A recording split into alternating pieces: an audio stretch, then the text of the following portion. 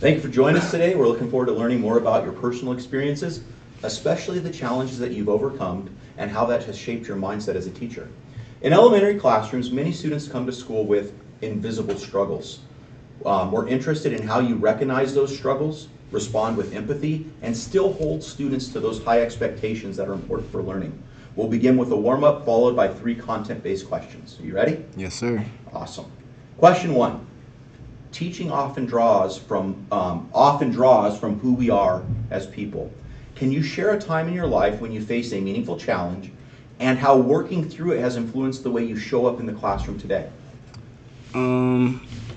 Yeah, so growing up, I grew up with a single mother. It was extremely tough for me because I had no male role model. So I was often misbehaving and just getting into trouble just to like get attention. And I grew up to get a teacher named Mr. Brown, and he was amazing, and he became my role model. So over time, just being in his classroom, like little things that he would do would just wear off on me, and it just kind of just taught me like a lot, like right from wrong. So I feel like just in that particular like environment, I could create that for someone else in the same struggles and help them become better as well.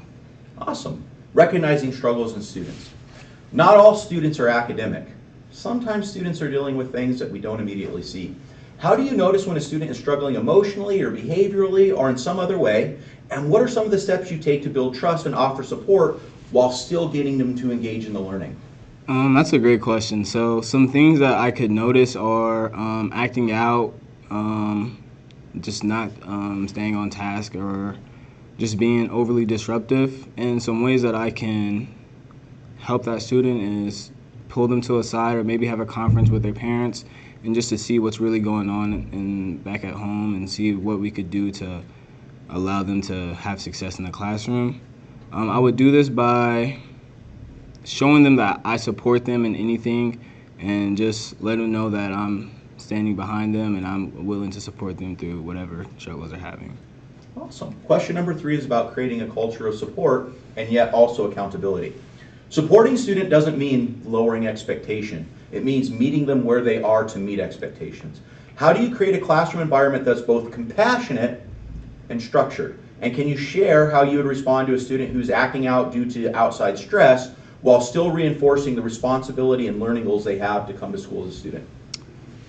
So first off, I would, in the beginning of the school year, I would create a syllabus which would have a lot of like rules and regulations within the classroom, and they're pretty like strict and like pretty straightforward. So I forgot half the question.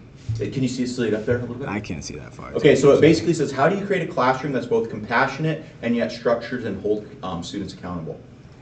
Oh, so holding students accountable is important because within my syllabus, because like I said, it's pretty straightforward, and if they're not meeting the criteria, like I said, we can have a meeting and we can just discuss like certain personal issues and how we can move on forward from that. Awesome. For your final question, we're looking at how you design learning that builds confidence within students. Many students who struggle begin to doubt their ability to be successful. How do you design lessons or activities that help students rebuild confidence in themselves as learners? And can you give an example of how you'd help a student move from maybe a sense of frustration to a sense of achievement? So I really like, I would like to practice praising participation and not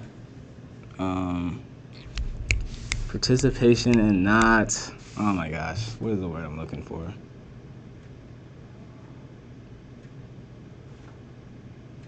I'm sorry, I went brain dead. That's okay, just scores for No. products, performances. Participation and not performances. Yeah, I'll say that.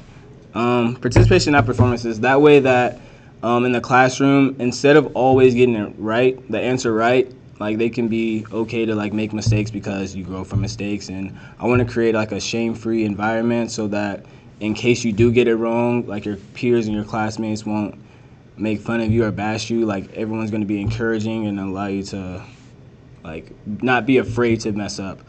So yeah, if they mess up, you know what I'm saying, just keep giving them words of affirmation and positivity so that they're not down or like bummed out about messing up the answer. Awesome. All right. So we want to thank you for your story and your heart as an educator. It's clear that your personal journey has given you insight in how to support students in meaningful and powerful ways. But before we close, do you have any questions for us or anything else you'd like to add? No, sir, I'm okay.